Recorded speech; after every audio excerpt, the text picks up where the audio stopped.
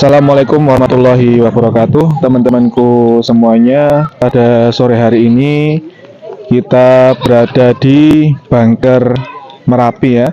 Ini tempatnya dekat dengan Kali Gendol ya. Kali Gendol yaitu merupakan kali yang dahulu tahun 2010 saat Merapi itu erupsi besar. Kali Gendol ini merupakan aliran utama awan panas. Jadi dahulu tahun 2010 yang terdampak paling parah itu di sepanjang aliran Kali Gendol.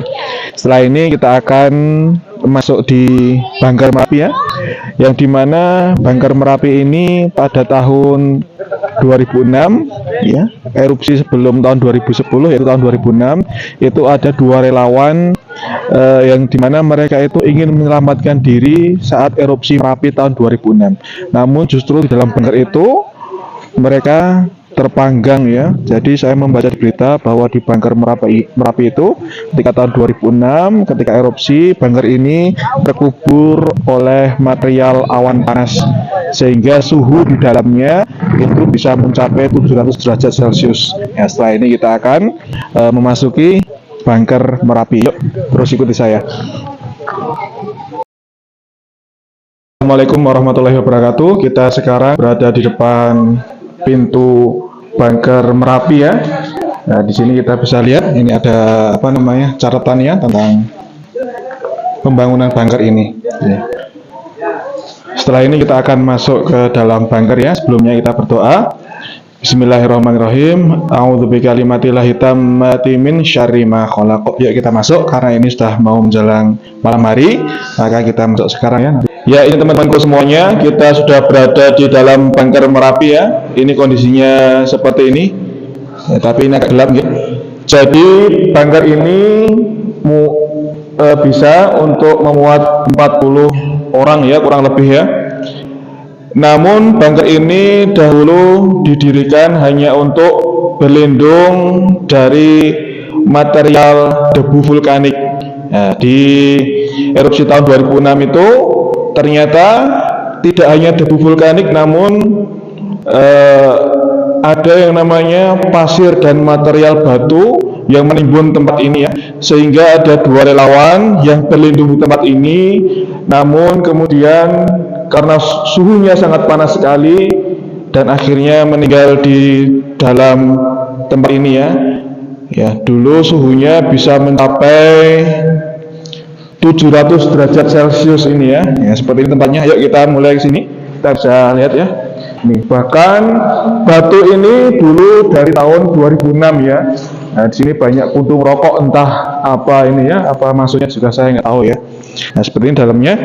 Ini batunya ini masih asli dari tahun 2006 ya. Ya, bahkan batu sebesar ini ya, banyak sekali ini bisa masuk ke dalam Bangker Merapi ya. Ya, seperti ini. Ya, kita lihat di sini. Ya, ini ya. Di sini ada dua kamar mandi, gitu ya. Dan dahulu teman-temanku semuanya, salah satu dari relawan itu ia mencoba untuk mendinginkan badan di dalam kamar mandi ini ya. Coba lihat sini ya. Ya, ini ya, seperti ini. Namun kemudian karena suhunya begitu panas, ya, akhirnya relawan tersebut ditemukan meninggal di dalam kamar mandi ini ya. Kita doakan semoga dosa-dosanya diampuni Allah Subhanahu wa taala. Amin ya rabbal alamin. Ya.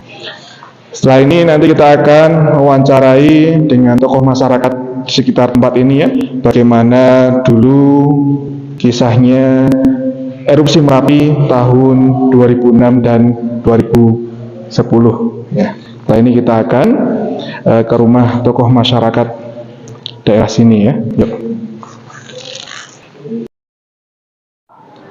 Assalamualaikum warahmatullahi wabarakatuh. Waalaikumsalam. Dengan Bapak Pak Subagio. Pak Subagio nggih, sebagai Bapak Dukuh ya. Dukuh nggih. Sak menika Dukuh mana Pak sini Pak? Dukuh Panguk Rejo.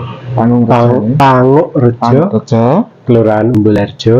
Kecamatan Cangkringan, Sleman. Kecamatan Cangkringan, Kabupaten Sleman ya. Nah, di sini Bapak, saya ingin menanyakan beberapa hal terkait dengan erupsi Merapi tahun 2010. Itu kalau tidak salah tepatnya hari Selasa tanggal 26 Oktober tahun 2010. Itu kalau tidak salah saya baca di berita itu awal erupsinya itu pukul 17.02 sore ya Pak ya? Ya, sore ya.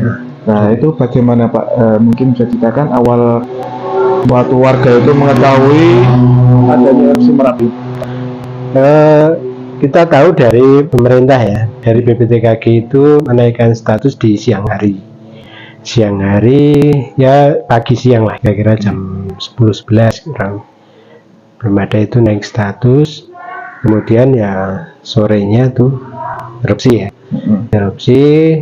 Karena kalau kami warga memang sudah dari awal itu melihat secara visual. Secara visual, jadi karena begitu ada awas, kita masyarakat yang masih berjaga di sini, karena untuk ibu-ibu, untuk anak-anak, lansia itu kan sudah ngungsi ya, sudah ngungsi sejak siaga ya, siaga itu ngungsi. Begitu awas itu paginya itu langsung evakuasi semua. Ya tinggal sini teman yang masih kuat-kuat, ya pemuda-pemuda, ya bapak yang masih kuat lah, yang masih kuat, tinggal di sini. Kan melihat di jam itu terdengar erupsi itu ya, kita masih menjalankan evakuasi. Evakuasi yang masih belum turun, Jadi erupsi itu memang cepat sekali. Di jam itu pula saya lalu naik, jadi saya nggak lari, saya sudah naik mencari warga di sekitar yang belum. Saya menyisir. Begitu saya sampai di Kalurahan Mulyoharjo, dari sini ya sekitar 4 kilo lah ya, 4 kilo, saya kembali lagi itu udah selesai. Kembali naik lagi itu inginnya saya mencari mau evakuasi lagi karena ada yang tersisa di seputaran Mbah Marijan, di bawah-bawahnya itu. Saya masih di sekitar bawah itu sudah selesai, tapi masih panas.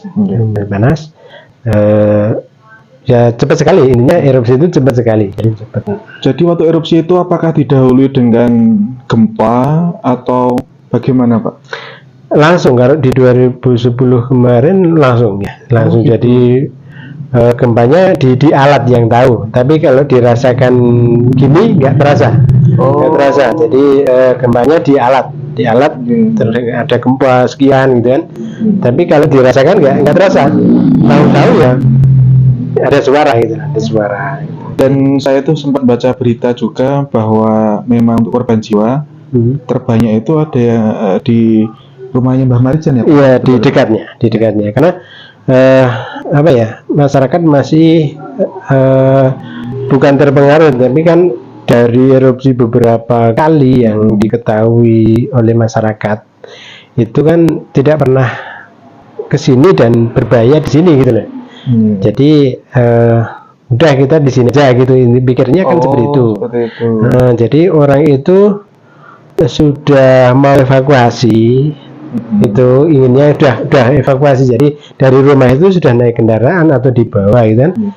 Ketika itu ada orang yang masih di pinggir jalan itu, udah mau kemana, di sini aja gitu. Ada kata-kata seperti itu. Nah, jadi ya udah mereka turun kemudian ngumpul di satu tempat gitu. Ya udah erupsi datang, terkena semua gitu. Jumlah warganya berapa Pak yang saat itu berkumpul di rumahnya Mbah Marijan? Kalau di rumah Mbah Marijan itu, yang di rumah itu Mbah Marijan sendiri. Di luar itu relawan-relawan yang menunggu beliau mau evakuasi itu, menunggu. Karena telat ya udah ikut kena gitu. Dan kemudian nggak jauh dari itu, warga sekitar itu, tetangganya itu memang dari masjid kan, dari pendengar itu mereka berdoa di masjid. Di masjidnya? Masjid Al-Amin. Masjidnya dulu ya. Kemudian itu kalau dilihat itu pulang dari masjid, terus kemudian sampai di jalan kena. Jadi orang menemukan orang itu di jalan, di rumah, ada yang baru mau mandi kan, ada yang memang nggak pergi, sekeluarga ini ngumpul gini. Berarti waktu terkena erupsi itu setelah berdoa di Masjid Al-Amin punya Mbah Marjan ya, Pak ya? Itu. Masya Allah ya.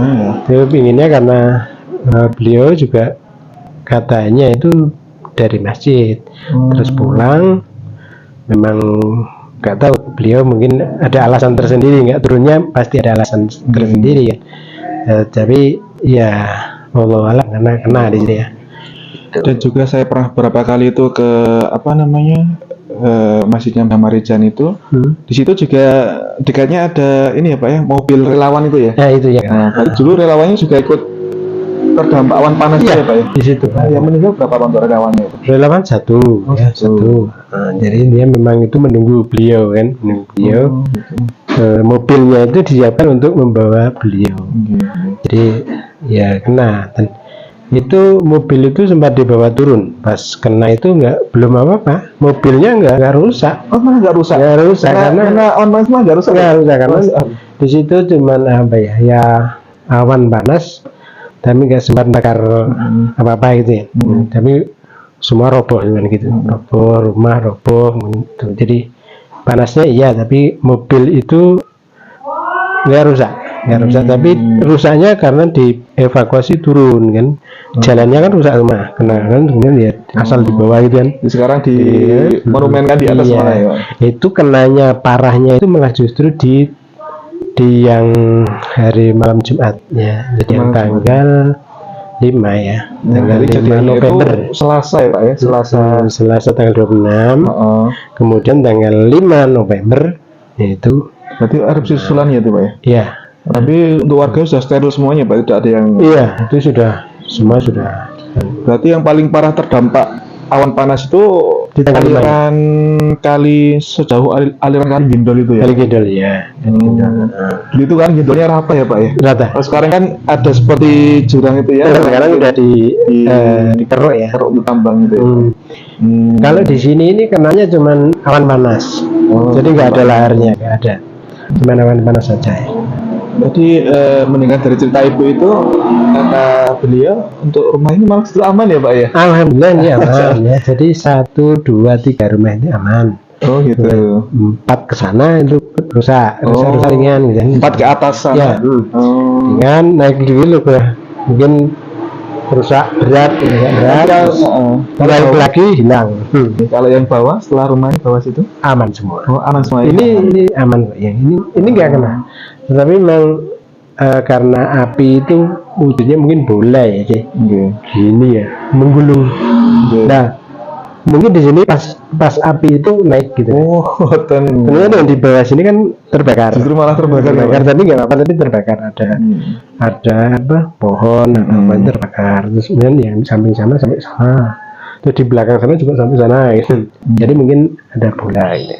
Untuk korbannya sendiri Pak, untuk di desa ini? Di Pangokrejo alhamdulillah nggak ada korban. Oh malah nggak ada korban ya Pak? Jadi kami instruksikan kepada masyarakat itu. Waktu itu saya juga belum jadi dukuh sih, tapi masyarakat sudah apa ya, mitigasi bencananya kita sudah ngantongi di awal ya. Jadi kita begitu ada apa-apa dari pemerintah, begitu siaga gitu, kita sudah evakuasi kan. Yang tinggal cuman yang kuat-kuat gitu. Ya, jadi begitu awas, begitu ada kejadian kita larinya enak, lari sendiri, bukan membawa seseorang kan gitu. Jadi alhamdulillah aman di sini. Nah, jadi intinya justru ini kan dusun kedua selain dari Kinarjo, kemudian Pangokrejo kan.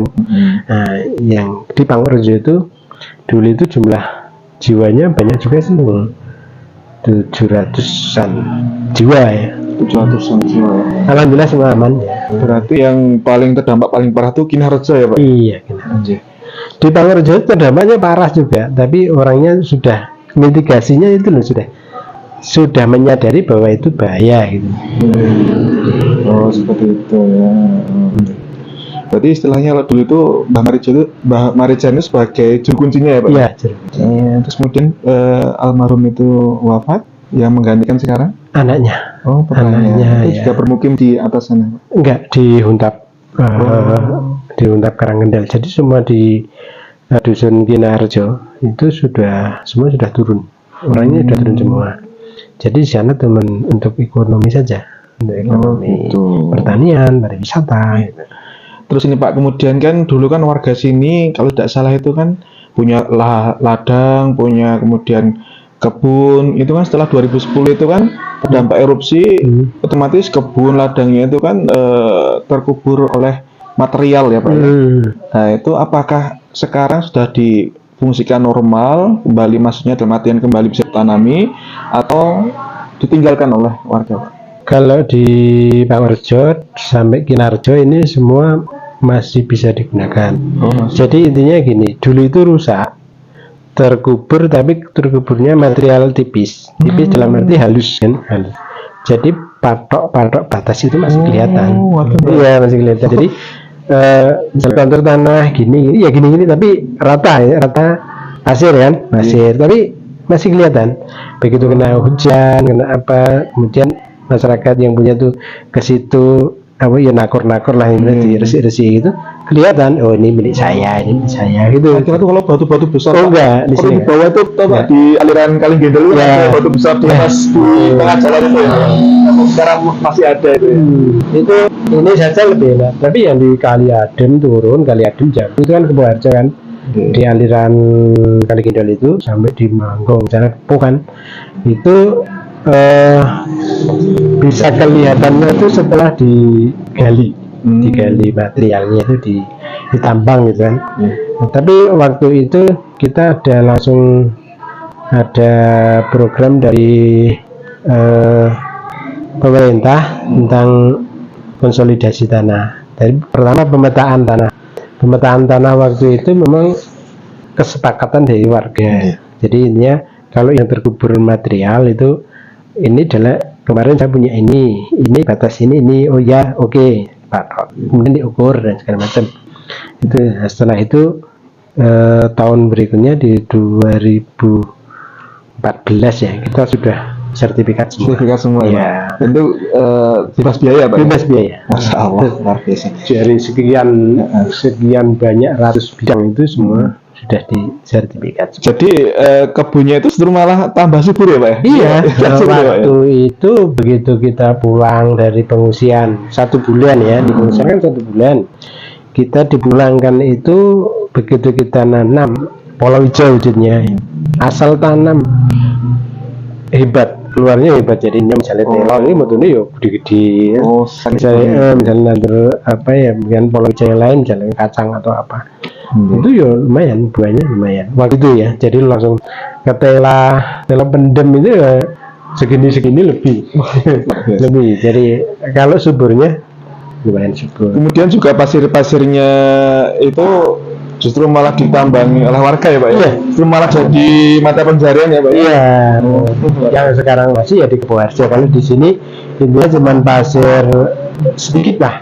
Jadi pasir di sini itu bukan pasir mengalir, tapi pasir dari atas turun gitu. Jadi itu bedanya itu. Jadi kita cari pasir ya cuman tipis, cuman ya sengetok gelahane lah. Tidak dapat pasir. Itu pasirnya kualitasnya lumayan bagus ya. Nah, mungkin itu dinamakan apa, di balik suatu musibah ada kemudahan yang banyak ya Pak ya. Terus kemudian Pak, untuk erupsi tahun 2006 itu barengan dengan gempa Jogja itu ya Pak? Barengan itu ya Pak ya? Ya, hampir barengan ya. Itu jadi tanggal kalau tanggalnya lupa di 2000 lupa ya. Nah, tapi itu ya kita karena di sini sudah apa ya, awas kayaknya itu sudah. Jadi begitu ada gempa itu ya kita takutkan ya Merapi waktu itu. Tetapi ternyata gempa Jogja ya, Bantul ya. Ya. Tapi Merapinya itu meletusnya sedikit. Setelah 2010 ya. Begitu kan pengungsi 1 bulan itu awas itu ya. Jadi nggak erupsi. Begitu dipulangkan baru erupsi. Terus kemudian itu Pak, saya juga baca berita itu bahwa ada 2 relawan ya yang terjebak di Bangker Merapi. Itu katanya juga warga sini ya salah satunya Pak ya? Iya, di warga Cangkringan juga. Itu ceritanya bagaimana Pak? Waktu itu kan memang disediakan bangker kan. Bangker itu memang disediakan pemerintah untuk berlindung ketika ada awan panas. Ya. Jadi kalau yang datang itu awan panas itu insya Allah aman, insya Allah aman. Tetapi yang datang kan material. Oh, Iya material itu. Tapi kalau itu yang datang itu awan panas cuman gulungan gitu, kan cepat pergi. Jadi insya Allah aman. Ya, tapi yang datang memang material, jadi ya terkubur di situ. Berarti ibaratnya dalam itu seperti oven gitu ya Pak ya. Saya juga sempat baca di berita itu bahwa untuk suhunya diperkirakan lebih dari 700 derajat Celcius ya Pak ya. Iya. Dan itu proses evakuasinya juga lama ya Pak ya. Lumayan lama karena memang besok langsung evakuasi itu ya susah karena Merapinya masih gejolak. Terus di galiannya juga panas. Nah, alat berat itu ya kalau ambil itu ya ambil barang panas gitu. Iya, panas. Terus bagaimana Pak warga itu bisa kemudian bangkit dari erupsi Merapi 2010 itu berapa bulan atau berapa tahun setelah erupsi Pak? Kita bangkitnya cepat ya, cepat karena kita di pengungsian itu kita sudah mencoba mengumpulkan dari beberapa tokoh masyarakat. Jadi nanti seketika kita dipulangkan, kita sudah berpikir pasti ada orang banyak di situ kan. Ada orang pengen tahu situasi dan kondisi wilayah sini kan, pasti itu. Ya kita di pengungsian itu sudah membentuk kelompok-kelompok kerja yang nantinya akan kalau ada wisatawan, kita sebut wisatawan karena memang sengaja berkunjung sini melihat situasi dan kondisi. Nah, disitulah awal masyarakat bisa mendapatkan hasil rupiah ya. Jadi kita sekiranya orang datang 5.000. Waktunya awalnya sendiri sukarela pakai kerdus gitu kan. Sukarela. Cuman kita inisiatif ada dari pemerintah daerah mengizinkan kita untuk menerima retribusi. Jadi di awal dari itu kemudian kita yang penting yang bergerak itu pasti ada uang waktu itu. Kita bersih rumah sendiri saja dapat uang karena orang berkunjung kasihan gitu. Jadi tumbuhnya mereka masyarakat juga niatan sendiri, intinya saya ingin hidup, tapi belum sempat berpikir saya bangun rumah lagi ya, itu masih lama. Di situ mungkin sekedar gubuk untuk berlindung ketika di situ hujan atau sebelum nanti pulang ke pengungsian lagi atau shelter gitu ya. Itu jadi setelah itu juga 1-2 orang membenahi rumah, kemudian banyak yang kemarin tidak ada, cuman pondasi dibangun lagi gitu. Jadi bangkitnya karena keadaan, situasi dan kondisi. Itu termasuk juga ada usaha penyewaan motor trail, kemudian jeep sampai sekarang nih Pak luar biasa. Saya perjalanan ke sini kan melewati ini pasan sama banyak sekali jeep. Alhamdulillah sampai sekarang sudah luar biasa. Sekarang yang nikmati justru bukan yang terdapat langsung, sekarang itu masyarakat luas sudah bisa menikmati semua. Ya kalau dulu memang awalnya kita ojek ya. Di awal itu kita ojek karena masyarakat yang berkunjung di sini nggak mungkin bisa mencapai ke tempat-tempat tujuan karena harus kita antar jasa ya, karena satu tempat parkir juga nggak ada waktu itu. Kita bikin karena memang kayu, batu semua gitu kan. Jadi waktu itu orang berjalan itu ya ada kayu ambruk ya dilewati gitu seperti itu. Jadi ya tapi sudah lumayan waktu itu ojek. Kemudian ojek karena kalau cuma ojek saja yang kita tembuskan daerahnya sulit, kemudian muncul ada inisiatif, ada yang beli trail ya, dan disewakan. Banyak waktu itu trail itu banyak sekali. Setelah itu kan berpikir lagi kalau trail cuma 2 orang. Nah kalau satu keluarga bagaimana supaya bisa bareng-bareng, kemudian mobil jeep gitu. Jeep dari waktu itu 2011 akhir mulai ada jeep satu kelompok, kemudian berkembang sampai sekarang ya. Alhamdulillah. Ini Pak yang terakhir, apa Pak ibroh atau pelajaran yang dapat kita semua ambil ya dari peristiwa erupsi Merapi tahun 2010? Banyak yang dapat diambil oleh masyarakat. Pertama memang kalau sekarang sudah banyak yang berpikir karena semua adalah milik Allah, milik Tuhan. Siapapun, kapanpun mau diambil, ya cuman silahkan. Tetapi di balik itu juga kita memang harus hidup harmoni bersama ancaman Merapi. Kalau Merapi sedang ada kegiatan ya kita pergi. Tetapi kalau sudah damai ya kita pulang. Cuman gitu. Jadi ini pelajaran yang paling bagus adalah sekarang orang itu sudah bisa memahami apa itu arti sebuah cobaan, sebuah cobaan tidak hanya Merapi, tapi kalau di sini dispesifikasi di Merapi karena memang ancaman bencana yang paling dekat adalah di Merapi, walaupun ada mungkin kalau longsor, kalau banjir itu ya ada, tapi tidak begitu parahnya bagaimana kalau Merapi sedang. Jadi dari peristiwa erupsi 2010 itu mengajarkan kepada kita semua untuk selalu menyerahkan diri pada Allah ya Pak ya. Betul. Karena semua itu milik Allah dan akan kembali pada Allah ya. Jadi mungkin apa yang kita sombongkan mungkin ya Pak ya. Ya ini kan hanya tidak lama, satu jam habis. Satu jam habis. Teman-temanku semuanya, hikmah yang dapat kita ambil dari tragedi erupsi Merapi tahun 2006 dan 2010 adalah bahwasanya apa yang kita miliki sekarang ini berupa harta benda, keturunan, keluarga, sawah, ladang dan sebagainya itu hanya titipan dari Allah Subhanahu wa taala. Kita tidak perlu menyombongkan apa yang dititipkan kepada kita, namun kita gunakan apa yang dititipkan Allah pada kita sebagai sarana untuk beribadah, meningkatkan ketakwaan dan iman kepada Allah Subhanahu wa taala. Semoga teman-temanku semuanya dapat mengambil ibrah atau pelajaran dari tragedi erupsi Merapi tahun 2006 dan 2010. Amin ya rabbal alamin. Sekian, wassalamualaikum warahmatullahi wabarakatuh.